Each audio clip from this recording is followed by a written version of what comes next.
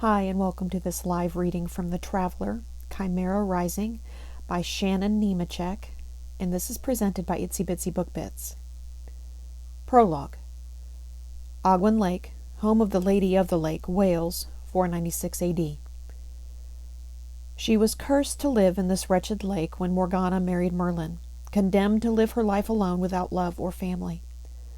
Unless she could change her fate, she would live a doomed life of solitude. Since bequeathing the young King Arthur one of Avalon's most prized possessions, Excalibur, her days blurred into never-ending despair. The sorceress spent her days wandering the forest, devoid of direction except for the lust of vengeance. She blamed Morgana for her fate, but Merlin had a weakness: the young King Arthur and his lady Guinevere.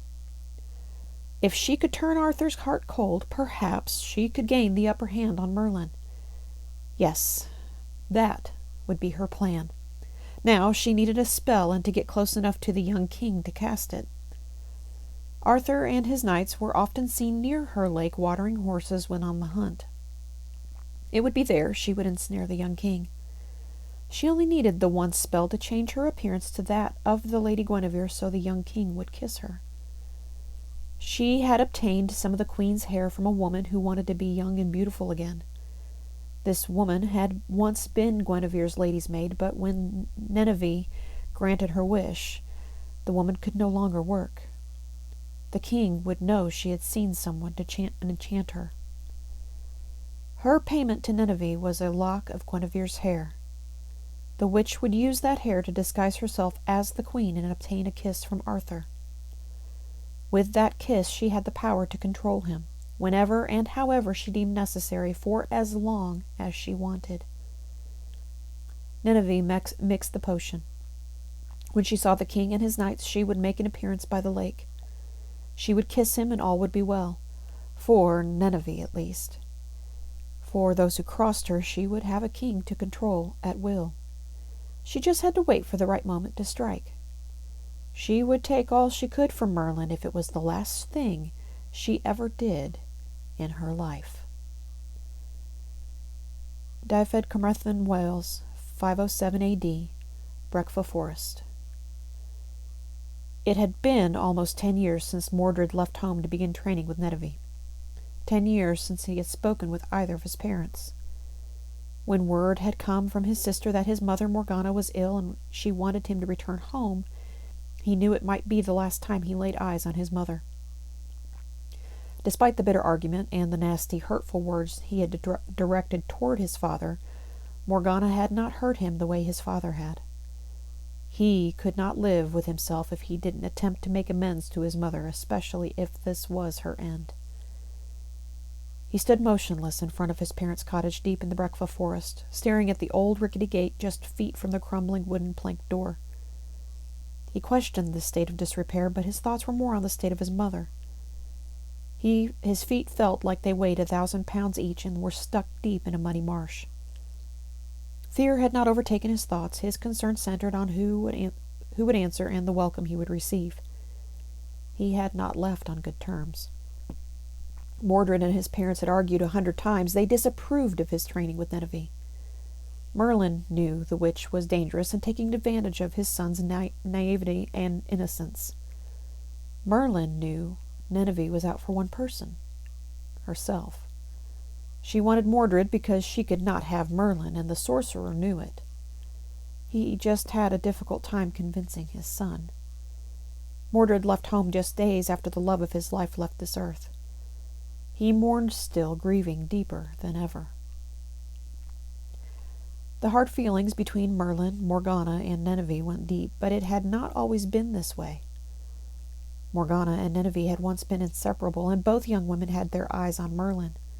The three of them had trained together with Blaise. He knew the old ways and tutored them in all things magical, so when the time came they could fulfill their destinies. As the years passed and their individual powers surpassed Blaise's, the divide among them widened, as did Morgana and Nemechek's anger toward each other. In the end, it was Morgana who would win Merlin's heart. When Merlin turned to her instead of Nemechek, the bereft sister swore she would seek revenge on the young couple. it was foretold that whoever won the heart of Merlin would remain earthbound, while the other became the guardian and keeper of Excalibur. That sister would remain within the confines of the loch and become Lady of the Lake. Nineveh could not forgive the young couple for her solitary life. She felt they had turned their backs on her, and for that she demanded vengeance, which she gained by taking Mordred as her apprentice and lover. Mordred stared at his parents' door for what seemed hours until it finally opened, and Merlin appeared. "My boy, I am happy you have come. Your mother is not well. I fear her time is soon upon us. Come in, please. She will be overjoyed to see you." Mordred hesitated for a moment, then nodded and made his way into the small cottage. The 2-room cottage had barely fit the 4 of them when he was growing up. Now, as an adult, their cramped living arrangements were clearly apparent to him.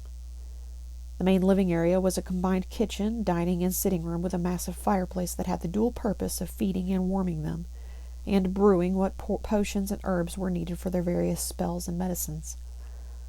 The table, used for dinners and a workspace, was filled with herbs and potions that overflowed throughout the small space. The clutter of the room was not something he was used to seeing. Despite her husband's tendency toward being a bit disorganized and messy, Morgana had kept the cottage spotless. Mordred had inherited the same penchant for disorganization. He smiled at that thought. He was more like his father than he wanted to admit. It was probably why the 2 of them butted heads so often. Merlin closed the door behind them as a cold breeze billowed through the gap. Mordred put his bag down by the door and sat at the table. Moiric, his sister, snuck up behind him and covered his eyes, then leaned over his shoulder. "Guess who?" she whispered softly. Mordred smiled playfully. "Old Angus from the blacksmith shop?" He laughed at the thought. "No, silly, it's me, Moiric. Have you forgotten your little sister already?" She leaned closer as Mordred grabbed her playfully. "No, little sister, I could never forget you."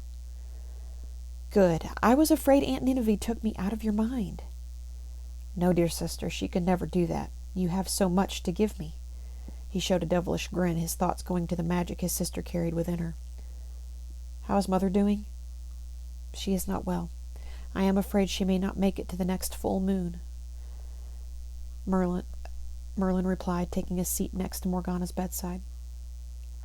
"Do not put me into the grave yet, my love." Morgana's eyes opened slightly, and a small smile crept in.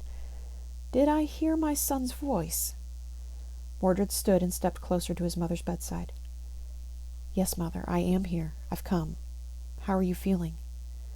"Oh, my boy, I've missed you so. How is my sister treating ye?" "It's all good, Mother, but I did not come here to talk about Nineveh. I've come to help." "I'm glad you are here, my son. I want so badly for you and your father to make amends. You children will be all he has once I have passed. Please, my dear son, please try to forgive your father. He was only thought of what is best for you and your sister. He loves you both so. Please try." Morgana struggled to speak, but gave in to her weariness and drifted off.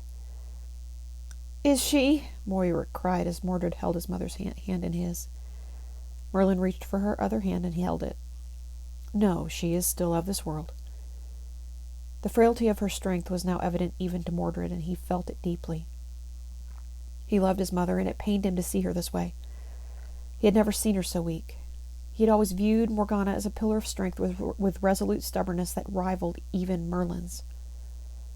Mordred had inherited her stubbornness. He smiled, thinking of all the times he had butted heads with both parents, especially when he was a young man new to love and the ways of the world. He had gone against his parents by attempting to run away with the love of his life, only to lose her in the most painful way possible.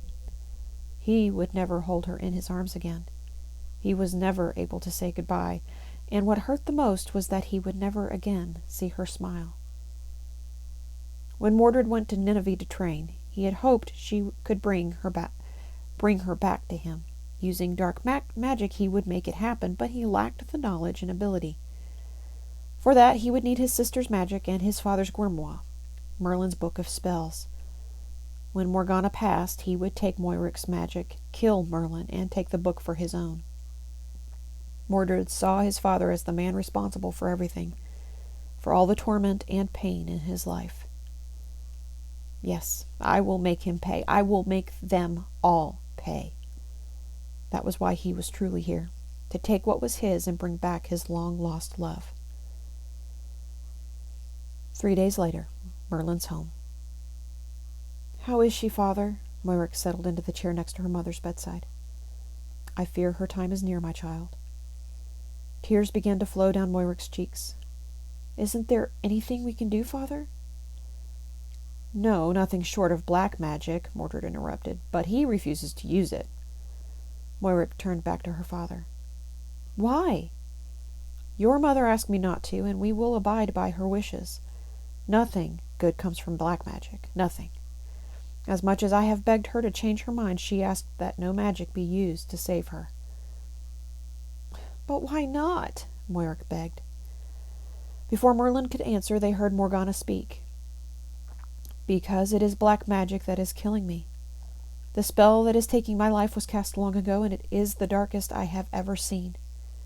Magic of any kind used to try and save me will take the life of the spellcaster. Do not cry for me, my children. I will watch over you, and your father has ensured that my spirit will be reborn when I am needed." "But, Mother, we need you now," Moirick cried. Mordred stood next to his sister, attempting to console her. Morgana looked at her son, her eyes full of love. "Mordred, my dear boy, I have loved you from the moment I laid eyes on you. You are so much like your father. You are a good man. I could sense it. I can sense your despair, and I ask that you forgive your father. He loves you so." With those words, Morgana died. Her eyes slowly closed, and the last person she saw was her eternal love, Merlin. He leaned down and kissed her forehead, then uttered his last words to her. "I will love you, my dear Morgana, forever, and when I go, I will forever walk with you." "That will happen sooner than you think, my dear loving father." Mordred tossed Moirick to the small cottage floor, where she knocked her head against the stone hearth. Mordred stood face to face with Merlin as his sister lay bleeding. He recited the spell Nineveh had taught him, one of pure evil and black magic. It tore through Merlin with vengeance and anger.